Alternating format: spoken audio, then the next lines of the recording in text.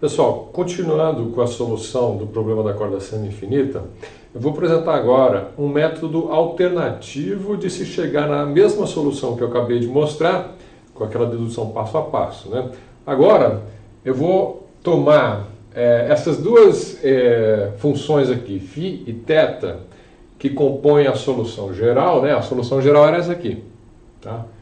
A solução geral era essa aqui, φ de x menos alfa t, mais θ de x mais alfa t. Então, fazendo aquele procedimento inicial lá com as condições iniciais, nós chegamos a essas duas expressões, a φ de x e θ de x. O que eu vou fazer agora vai facilitar vocês a construírem a solução e também a interpretarem a solução. Tá? Então, vocês prestem atenção.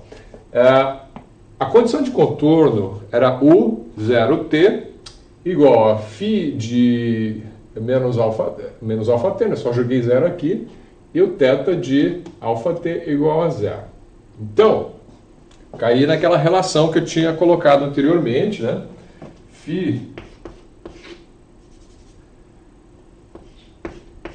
de r vai ser igual a menos θ de menos r. Se você tiver essa relação sendo respeitada entre as funções φ e θ, você consegue satisfazer tanto a EDP quanto a sua condição de contorno. Agora, repara nessa expressão, usando essas duas funções da maneira como estão dadas aqui, ó, vou escrever aqui essa relação, essa igualdade aqui. Assim, φ de R. Então vamos colocar aqui F de R. Vamos colocar o X de uma vez, né? Não precisa ser R. Vamos colocar aqui o F do X sobre 2 menos 1 sobre 2 alfa de x0 a x, G de R, TR, menos K sobre 2. Tem que ser igual a quê? A menos θ.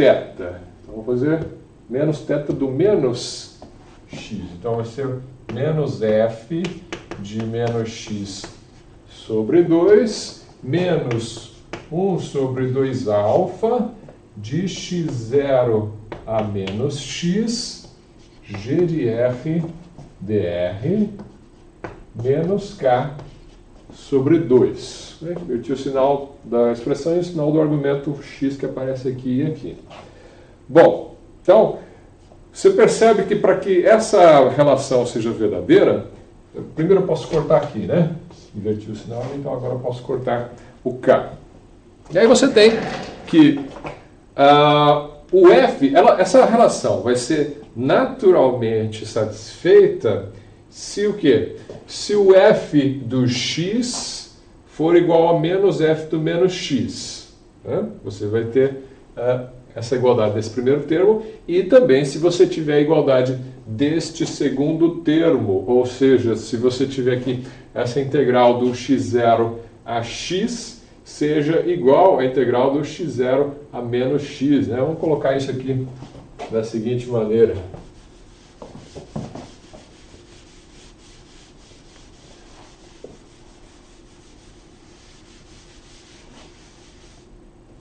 Vou chamar isso aqui de equação, não lembro se é 6 ou é 7, vou colocar 7 aqui só para garantir, acho que é 7, eu não usei ainda hoje, né?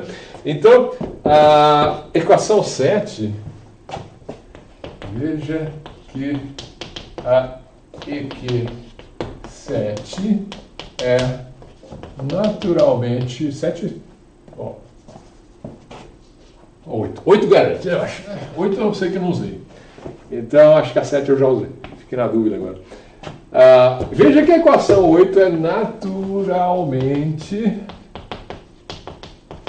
satisfeita. Naturalmente satisfeita se F e G forem tais que f de x é igual a menos f do menos x e vou colocar aqui x0 a x, essa integral aqui for igual a essa integral aqui, x0 a menos x gdr dr. Né? Agora, quando é que isso aí é satisfeito? Dá para perceber que se você escolher o f e o g como sendo funções ímpares, isso aí vai acontecer, né? Então você vai ter aqui a integral aí do menos x até x g de f dr igual a zero, né? Se o g for uma função ímpar, isso aqui é verdade. Se o f for uma função ímpar, isso aqui é verdade. Então, se f de g forem tais que isso aqui for verdade. Assim, o que eu vou fazer? Eu vou escolher o f e o g como funções ímpares a partir da condição inicial. Por quê? Porque a condição inicial, o f e g foram definidos apenas do x maior ou igual a zero, né? A parte positiva. Se eu fizer uma extensão dessas condições iniciais para o lado negativo da reta do eixo x, você vai ter uma função ímpar para f e uma função ímpar para g. Vou fazer uma extensão ímpar para as duas funções. Aí eu vou ter que essas expressões aqui do φ e do θ que eu tinha mostrado anteriormente, elas vão satisfazer a IDP, porque vem da solução geral, elas vão satisfazer a condição inicial, porque vão satisfazer o f e o g, no lado onde interessa, que é o x maior ou igual a zero, e elas vão satisfazer a condição de contorno também, por causa da equação 8, que vem das condições de contorno. Né? Então, se definirmos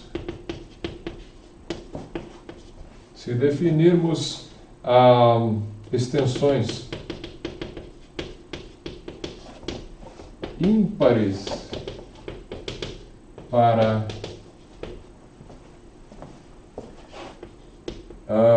as funções f e g, vamos definir aqui as extensões ímpares.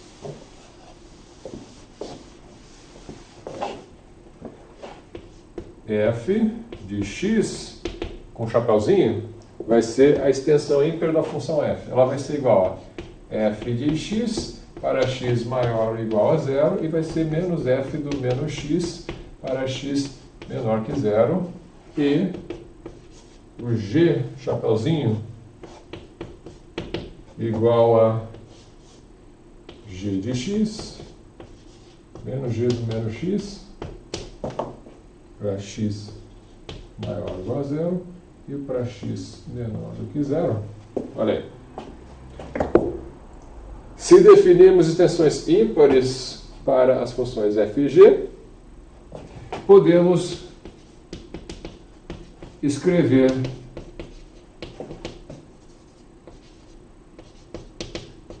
a solução da equação da onda na corda finita,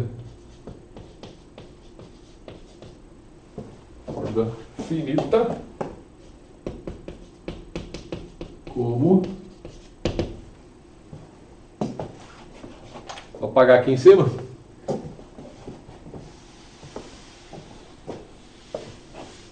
é difícil dar aula de Mate 42 só com uma luzinha desse tamanho assim, né? Geralmente eu ocupo 2 lousas inteiras para resolver cada problema, mas aqui a gente vai se virando.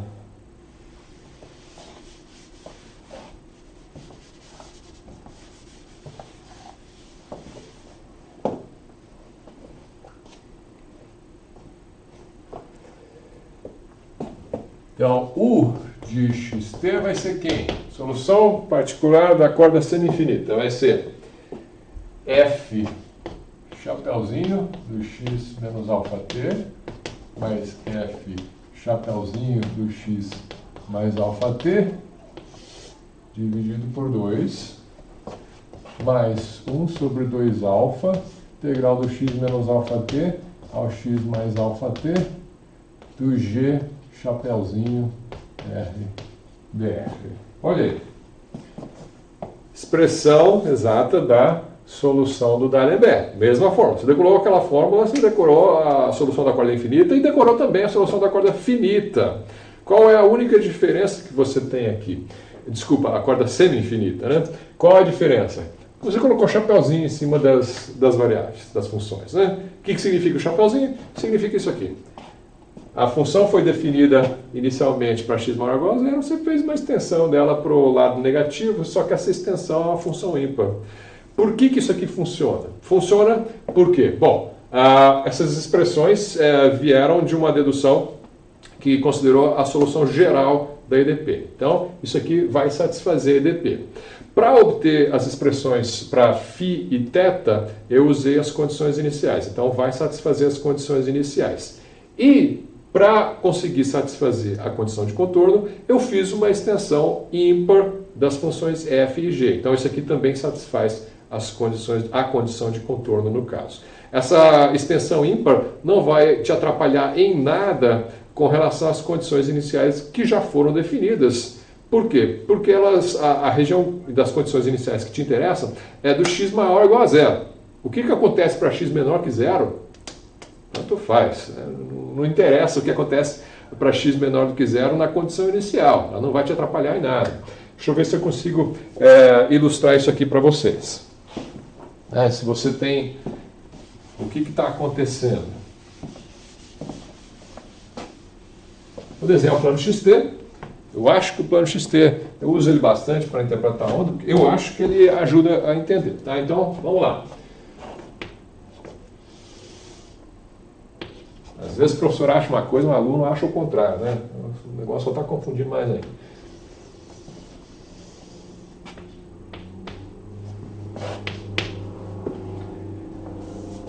O que eu tenho? Bom, você tem aqui a região a partir do zero, né? X maior ou igual a zero.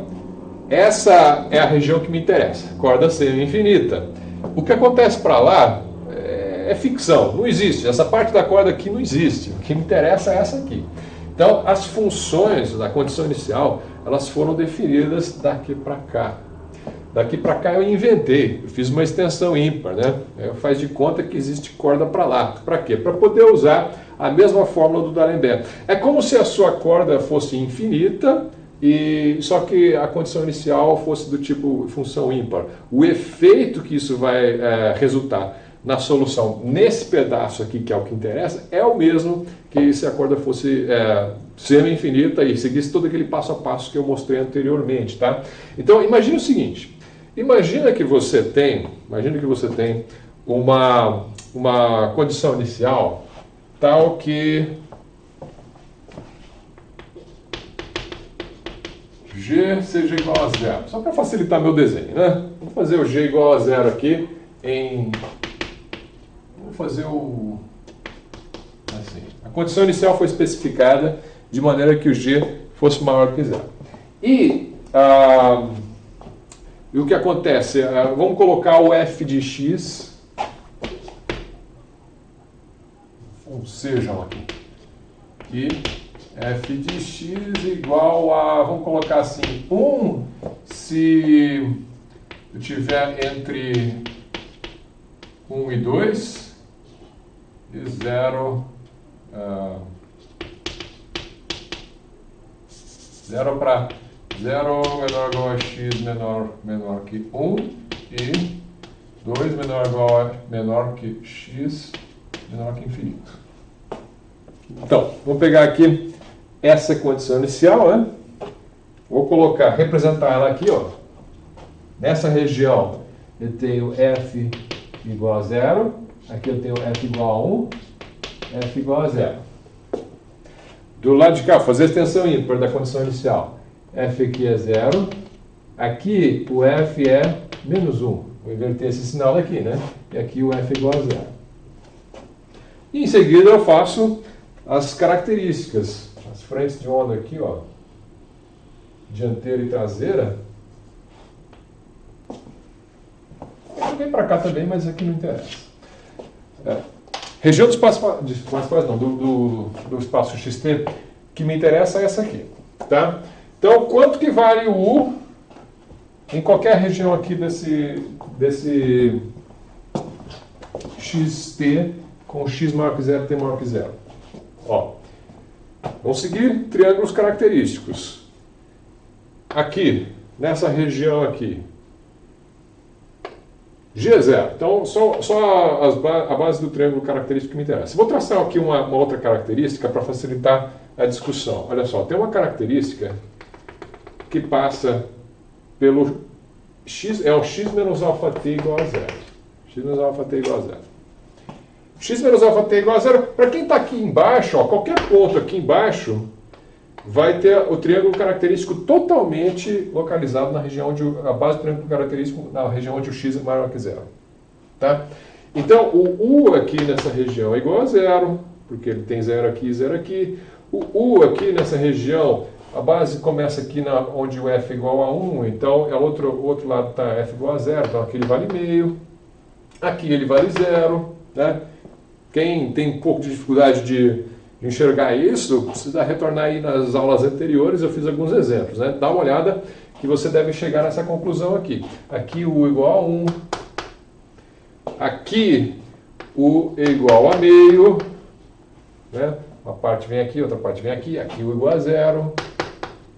Eu não preciso pensar para responder quanto que vale U nessas regiões. Isso para quem está abaixo dessa reta x menos alfa t igual a zero, onde vale a solução do D'Alembert originalmente, definido pelas condições iniciais, sem pensar em extensão nenhuma. Né? A extensão ímpar, eu vou ter que começar a pensar quando eu estou olhando para pontos que estão para cima disso aqui. Por exemplo, esse ponto aqui. Esse ponto aqui, a base do triângulo característico vai estar do lado negativo aqui. Ó. Aqui o f é igual a zero. E aqui f é igual a zero. Então, U aqui também vale zero. Aqui, mesma coisa. U vale 1 mais 0 dividido por 2, é meio. Aqui vale 0. Quanto que U vale aqui, nesse triângulozinho aqui? Bom, aqui você tem que olhar. Eu vou pegar um ponto que vem aqui, onde o F vale 1, mais um ponto que vem aqui, onde o F vale menos 1. E dividido por 2. Então, U aqui vale 0. Tá? Ele vinha valendo 1 aqui, ele veio se propagando para cá valendo meio, chega aqui, ele vale 0. Houve uma interferência com o sinal que veio daqui. Tá? Isso é bom, na verdade, porque olha o que aconteceu. O U é 0, ele tem que ser 0 na borda, né? Então você está vendo que o U é 0 aqui, o U é 0 aqui, ele tem que ser 0 aqui, porque ele tem que satisfazer a condição de contorno. Então o U aqui ele vale 0. E aqui ele vai valer 0 também. Né? Ele vai chegar numa região onde o F é 0, com outro que ele é 0. Aqui, quanto que ele vale? Ele vale menos 1 mais 0 dividido por 2. O U aqui vale menos meio. E aqui uma coisa curiosa para você perceber. Né? O que aconteceu com a onda? O que aconteceu com a onda? Ela partiu de uma posição U igual a 1 aqui, ela se dividiu em duas. Uma vai para a direita, a outra vai para a esquerda, olha só. Uma vindo aqui para a direita com amplitude igual a meio. E outra para a esquerda com amplitude valendo meio. Elas vão se propagando aí, no espaço e no tempo. Chega na borda da onda, a amplitude zera e ela volta valendo menos meio. Como se a onda tivesse batido na borda e voltado com a amplitude invertida. É isso que acontece quando você tem uma corda semi-infinita, onde uma das extremidades está presa. A condição de Dirichlet homogênea, né? U igual a 0 na borda. Acontece uma perturbação, um perfil da onda que está viajando. Se você fosse fazer uma animação, seria interessante você fazer uma animação no computador. Você pode achar isso na internet com certeza, né? Mas não é difícil de implementar também. E aí você implementa a solução dessa fórmula aí num computador, num MATLAB qualquer, e faz um filmezinho. Você vai ver que o que acontece é que se você plotar o U em função do x, você tem aqui o U de x no instante t0. Se você fizer um gráfico de U de x no instante t0 e você perturbar a onda aqui, ó, vou colocar um azul aqui. Se você fizer uma perturbação assim, e essa perturbação estiver se propagando para cá, ela vai chegar aqui na borda, onde você tem a corda fixa, né? E ela vai zerar aqui na borda e depois ela acaba voltando, mas ela volta para lá invertida, né? Ela bateu ali e voltou invertida. É isso que está acontecendo com a sua corda, tá? Então, um jeito fácil de você resolver a corda seno infinita, usar a fórmula do D'Alembert com uma extensão ímpar das funções da condição inicial. Isso vai satisfazer dB, vai satisfazer condição inicial e vai satisfazer condição de contorno. Portanto, é a solução do problema de valor inicial de contorno. Ok? Então é isso aí.